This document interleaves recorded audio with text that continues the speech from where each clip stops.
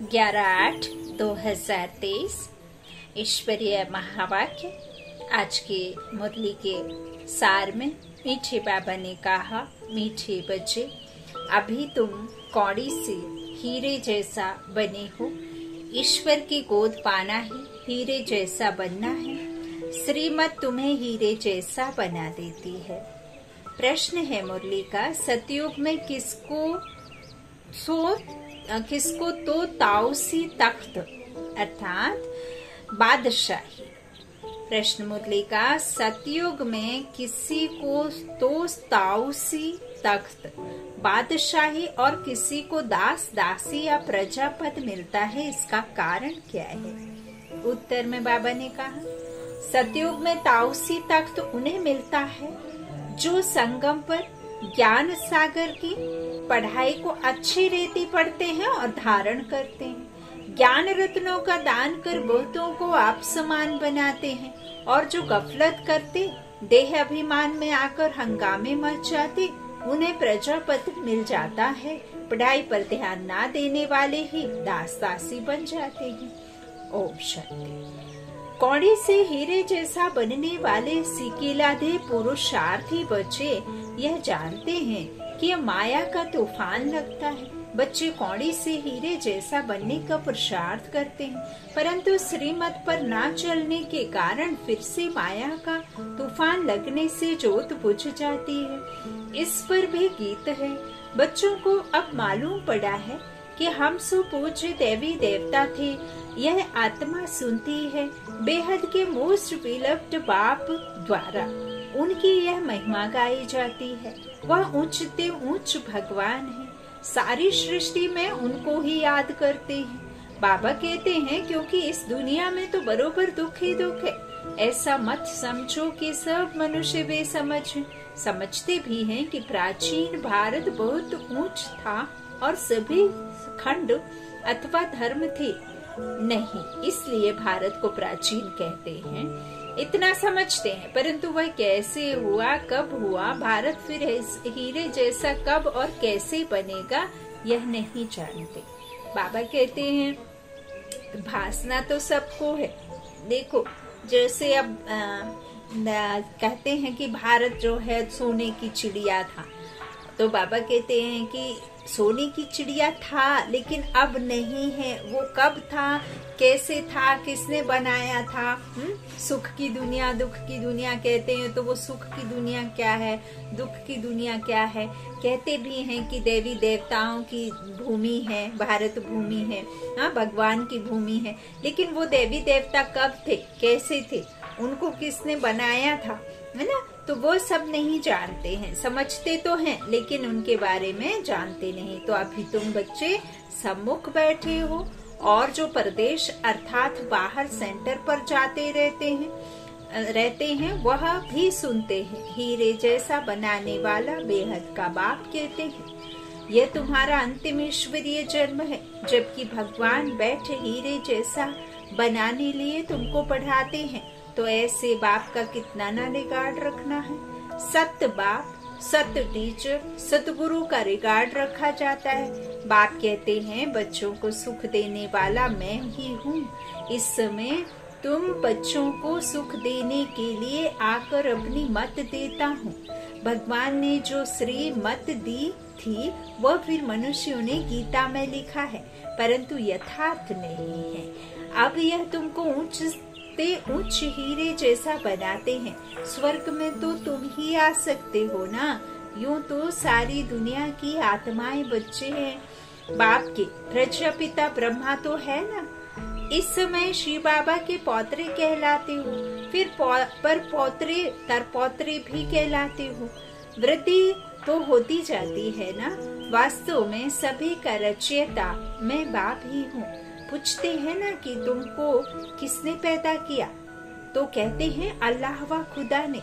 इतना समझते हैं, परंतु कैसे पैदा करते हैं, कैसे इतना सब वृद्धि को पाते हैं, यह कुछ भी पता नहीं है। यह तो तुम जानते हो कि सतयुग में बहुत थोड़ी रचना होती है। जरूर रचयिता भी होगा जो नई दुनिया रचते हैं। बाबा कहते हैं नई दुनिया में देवी देवता पद प्राप्त कराते हैं तो जरूर पुरानी दुनिया का विनाश भी कराते होंगे, तब तो नई दुनिया बसेगी। पुराना खत्म ना हो, नया कैसे हो सकता है? कपड़ा जब तक फटे ना, जब तक दूसरा कैसे आप वो करेंगे, है ना। बाबा कहते हैं कपड़ा भी तो ऐसे ही फटता, अब ये शरीर भी तो जन्म ले करके एक आत्मा ने कितने सारे शरीर पहने, तो अब ये शरीर भी तमो प्रधान है, आत्मा भी। तो आत्मा को भी सतो प्रधान बनाना है और शरीर को भी सतो प्रधान बनाने के लिए इस पुराने दुनिया में छोड़कर जाकर के फिर नई दुनिया में नया तन मिलेगा। ऐसे नहीं है कि इधर का तन उधर चला जाएगा, है ना। तो बाबा कहते हैं इस तरह से ये जो भी है तो पुरानी का विनाश तो जरूर होगा, है ना, तभी तो फिर आएगा। तो बाबा कहते हैं नया। तो यह कोई भी नहीं जानते। अथाह किताब शास्त्र आदि लिखते हैं, समझते हैं, यह फिलॉसफी के शास्त्र हैं। फिलॉसफी ज्ञान को कहते हैं, परंतु यह किसको पता नहीं है कि ज्ञान का सागर तो एक ही परमपिता परमात्मा है। तुम इस द्वारा नॉलेज पाकर हीरे जैसा बनते हो। ईश्वर की गोद पाना ही हीरे जैसा जन्म है। हीरे जैसा बनाने वाला बाप हमको हीरे जैसा बना रहा है। बलिहारी इनकी गाई जाती है। सतयुग में तो बलिहारी की बात ही नहीं, वहाँ तो यह ख्याल भी नहीं रहता। तुम अभी जानते हो हम अभी ना शूद्र हैं ना देवता हैं, अभी हम ब्राह्मण हैं। तुमको ही स्वदर्शन चक्रधारी कहा जाता है। यहाँ तुम स्वदर्शन चक्रधारी बन विष्णु कुल में जाकर राज्य करेंगे। स्वदर्शन चक्रधारी कमल फूल समान तुमको यहाँ ही बनना है।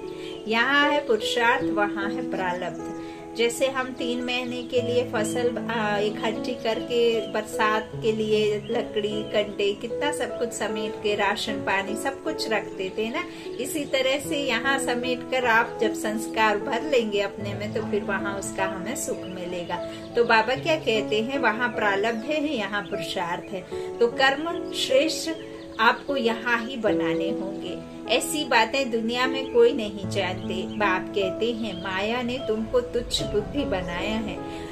तुम हीरे जैसे देवी देवता थे, पहले तुमको पता नहीं था। बाबा कहते दुनिया में तो अनेक मतें हैं, कोई क्या कहते, कोई क्या कहते। कोई कहते हैं मनुष्य मरते हैं फिर नए पैदा होते हैं, कोई कहते हैं कि जैसा संकल्प करते वैसा बन जाते हैं। अनेक प्रकार की मत वाले हैं। तुम हो श्रीमत पर चलने वाले, श्रीमत से तुम्हारी भी श्रेष्ठ मत बनती है। तुम ही जानते हो, सब तो नहीं जानेंगे। भल कोई लखपति पदमपति है, परंतु इस ज्ञान में आना बड़ा मुश्किल है। कोटों में कोई ही आता है, क्योंकि साहूकारों पर लफड़े बहुत हैं। ड्रामा में नूंद ही ऐसी है जो गरीब ही ईश्वर की गोद लेते हैं। यह रथ तो उनका है ना, बाप दादा दोनों इकट्ठे हैं, यह तुम ही समझते हो। निराकार भगवान को अपना शरीर नहीं है तो जरूर लोन पर शरीर लेना पड़े, तब तो भगवानवाच हो ना। श्री कृष्ण भगवानवाच हो नहीं सकता, उनको तो झट सब ज्ञान, बाबा कहते सब जान लेते।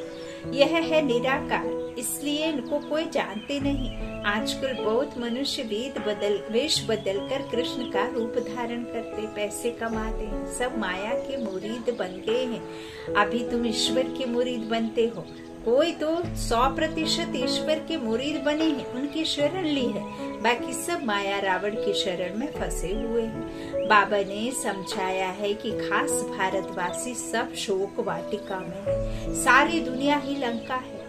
उन्होंने तो शास्त्रों में हद की बातें लिख दी हैं, बेहद का बाप बेहद की बातें सुनाते हैं। बाबा कहते हैं तुम जानते हो कि अभी हम ईश्वर की गोद में हैं, और ईश्वर की गोद में हैं तो फिर हम नई दुनिया के मालिक देवी देवता बनेंगे। वहाँ तो माया होती नहीं। सूर्यवंशी चंद्रवंशी बड़े साहूकार होते हैं, फिर जब वैश्यवंशी बनते तब हीरे जवाहरात के मंदिर बनाते हैं। पहले जो हीरे जवाहरात के मंदिर बनाते हैं वे ऐसे महलों में रहते हैं, इसलिए गाया जाता है कि भारत हीरे जैसा था, अब तो कौड़ी मिसल है। यह है ही पतित दुनिया। भारत ही सचखंड पावन था, भारत ही अभी पतित खंड है। भारत को अभी हम पावन नहीं कहेंगे। देखिए मंदिर में जाकर के हम गाते हैं, मैं मूरख खलकामी, मैं सेवक तुम स्वामी, तन मन धन सब कुछ है तेरा, और कहते हैं हम नीच हैं पापी हैं। और जो कोई इंसान उनसे गाते हैं, खुद मंदिर में जाते हैं, है ना, और ऐसे इस तरह से प्रार्थना करते हैं कि परमात्मा से, भगवान से कहते हैं हमें अपने चरणों की धूल दे दो, हमें ये फलाने जगह ठिकाने जगह दे दो, हाँ हमें ऐसे कर दो वैसा कर दो, ये काम बना दो वो काम बना दो, मांगते हैं। और जो कोई इंसान उनसे कह दे कि तुम पतित हो, तुम नीच हो, तुम मूर्ख हो, तो लड़ाइयाँ छिड़ जाएंगी। जबकि खुद वहां जाकर के गाते हैं तब तो उसका अर्थ नहीं समझते हैं ना। परमात्मा इसमें यथार्थ समझा रहे हैं, अच्छी रीति समझा रहे हैं, तो बाबा कहते फिर समझना है ना। तो बाबा क्या कह रहे हैं कि इस तरह से हीरे जवाहरात के मंदिर बनाते हैं, वे ऐसे महलों में रहते हैं, इसलिए गाया जाता है कि भारत हीरे जैसा था, अब तो कौड़ी मिसल है। यह है ही पतित दुनिया, भारत ही सचखंड पावन था, भारत ही अभी पतित खंड है, भारत को अभी हम पावन नहीं कहेंगे, हाँ? तो अभी हम पावन बन रहे हैं, वहाँ तो है ही संपूर्ण निर्विकारी दुनिया। कृष्ण की कितनी भारी महिमा है, उनको झूले में झुलाते, परंतु उनकी बायोग्राफी को नहीं जानते। तुम जानते हो अभी कलयुग है, भारत ही सतयुग था, बरोबर 84 जन्म भारतवासी ले सकते हैं। तुम जब अच्छी रीति समझाते हो तो मान लेते हैं, इस ईश्वरीय गोद से भारत हीरे जैसा बनता है। यथा राजा रानी तथा प्रजा, प्रजा को भी हीरे जैसा कहेंगे। अभी यथा राजा रानी तथा प्रजा कौड़ी मिसल है, अब हीरे जैसा बनाने वाला बाप आया है, तो पूरा पुरुषार्थ करना है। हीरे जैसा बनाने वाले बाप से ही पूरा योग लगाना है। बाबा कहते हैं तुम जानते हो, श्री बाबा से हम बैकुंठ का मालिक बनते हैं, पढ़ाई पर ही सारा मदार है। बाबा कहते हैं पढ़ाई का ख्याल तो सबको करना चाहिए ना। घर में कामकाज करते भी ऐसा समझो कि हम गॉड फादर के स्टूडेंट हैं, हमारी पढ़ाई बिल्कुल ही सहज है। एक घड़ी भी आकर सुनना जरूर है। पॉइंट्स ऐसी अच्छी निकलती हैं जो कोई समय अचानक ही किसको तीर लग जाता है। इसलिए मुरली तो कैसे भी जरूर सुननी है, नहीं सुन सकते हैं तो कैसे भी करके पढ़ाई पढ़नी है। प्रबंध हो सकता है, पहले तो एक हफ्ता भी अच्छी रीति समझना है, फिर नई पॉइंट समझने के लिए पढ़ना भी जरूर है। बाबा पढ़ाते रहते हैं, पॉइंट्स निकलती रहती हैं। बोर्ड पर भी लिख सकते हो कि बहनों और भाइयों आओ तुम सबको इस सहज ज्ञान और सहज राजयोग से हीरे जैसा बनावे।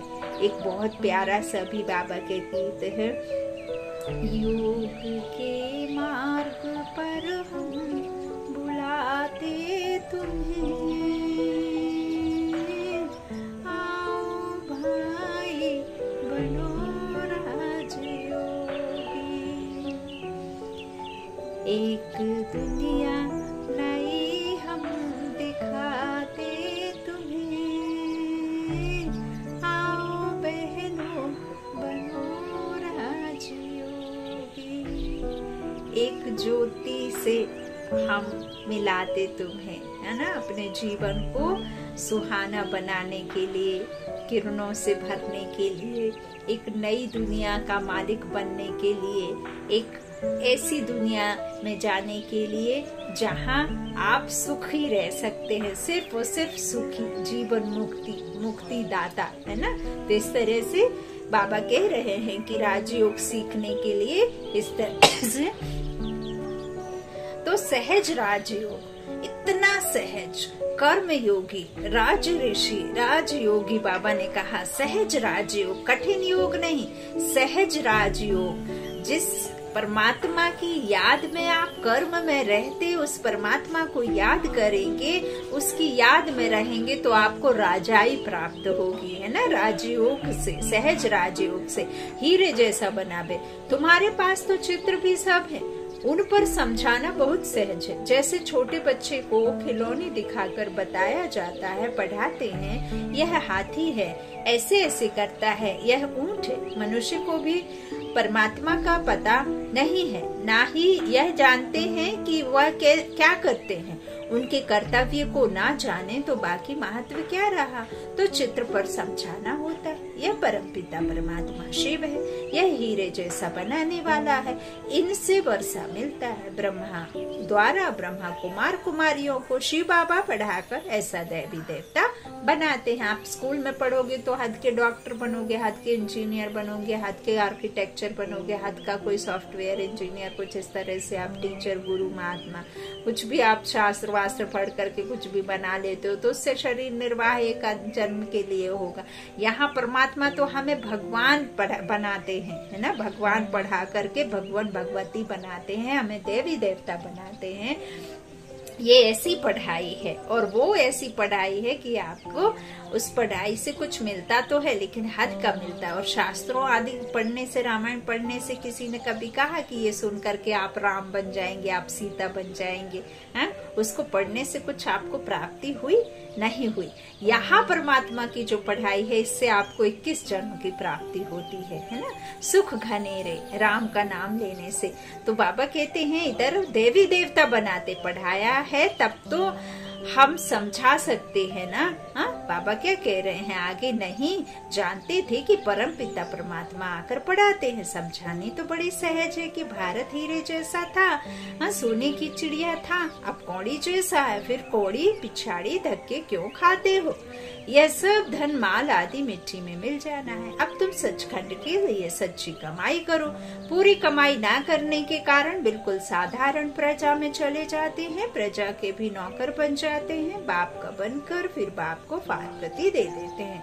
तो बाबा समझाते हैं कि बच्चे घर में भी मुरली मंगा कर पढ़ सकते हो। मुरली मिलती रहेगी, कहाँ भी हो तुमको पढ़ना जरूर है।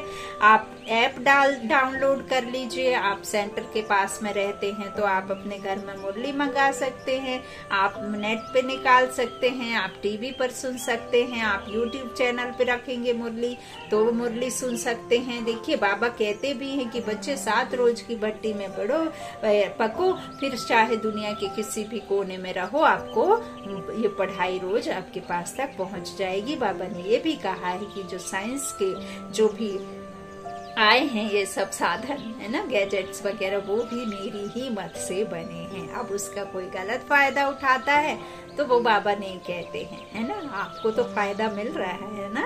अच्छा, शुक्रिया बाबा और शुक्रिया वो मनुष्य आत्माओं का जिन्होंने ये सब बनाया। शुक्रिया शुक्रिया। तो बाबा क्या कहते हैं कि बाप का बनकर फारकती दे देते हैं। तो बाबा समझाते हैं कि मुरली तो आपको मिल सकती है, कहीं से भी मिलो, मंगा कर पढ़ सकते हो ना। तो बाबा कहते हैं इस तरह से तुमको पढ़ना जरूर है, पढ़ो और पढ़ाओ। विलायत में भी रहते तुम सर्विस कर सकते हो। बाप का परिचय देना है, प्रभाव तो अंत में ही निकलना है ना।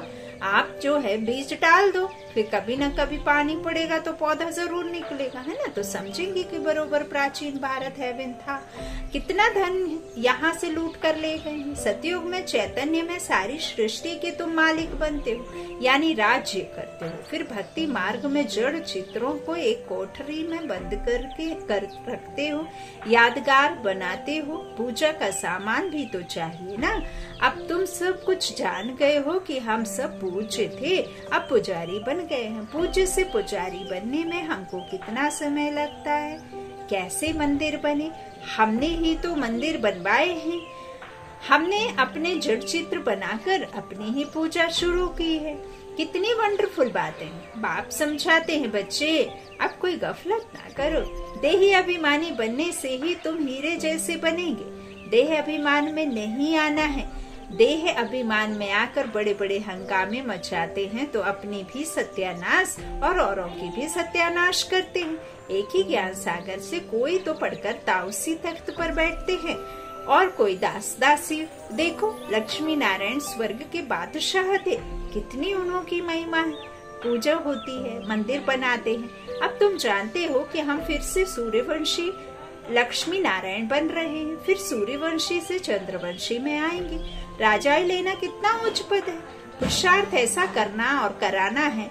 अगर कराना नहीं जानते तो गोया पुरुषार्थ करना ही नहीं सीखे हैं।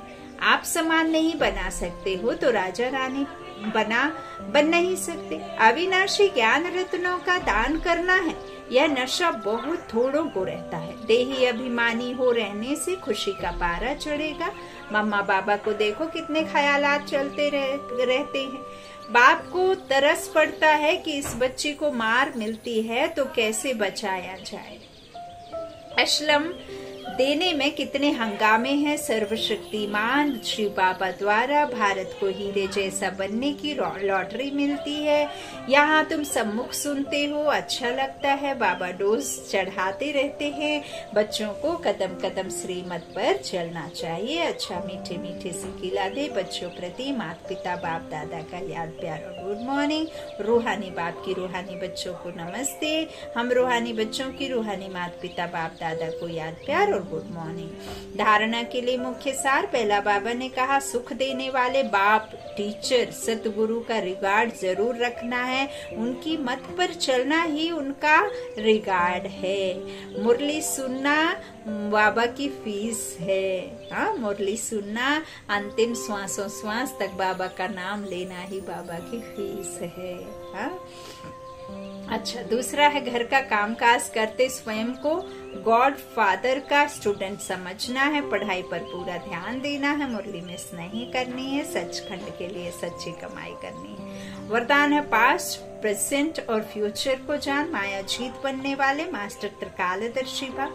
जो बच्चे तीनों कालों को जानते हैं वे कभी माया से हार नहीं खा सकते, क्योंकि वर्तमान क्या है और भविष्य में क्या होने वाला है ये दोनों ही त्रिकालदर्शी आत्मा की बुद्धि में स्पष्ट रहता है। क्या हूँ और क्या बनने वाला हूँ, वर्तमान और भविष्य दोनों का उन्हें नशा रहता है। उसी नशे की खुशी में उठते रहते हैं, इसलिए उनके पांव धरनी से ऊंचे होते हैं। वह देह के संबंध, देह के पुराने पदार्थों के आकर्षण में नहीं आते। स्लोगन है जिनके पास सरलता का गुण है उनके लिए संगठन में चलना बहुत सहज है। जिनके पास सरलता का गुण है उनके लिए संगठन में चलना बहुत सहज है। कितना प्यारा स्लोगन है, कितना प्यारा वरदान है।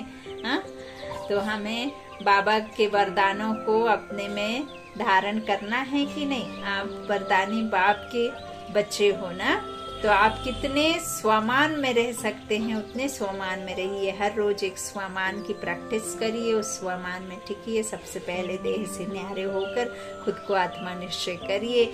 जो भी आपके सामने आता है उसके कोई भी आपको चित्र का चित्रण नहीं करना है। उसके पर्स चप्पल शूज सारी ड्रेस पर उस पे नहीं जाना है, उसकी सूरत पे नहीं जाना है। उसके मस्तक के बीच मणि देखना है, चमकती हुई मणि।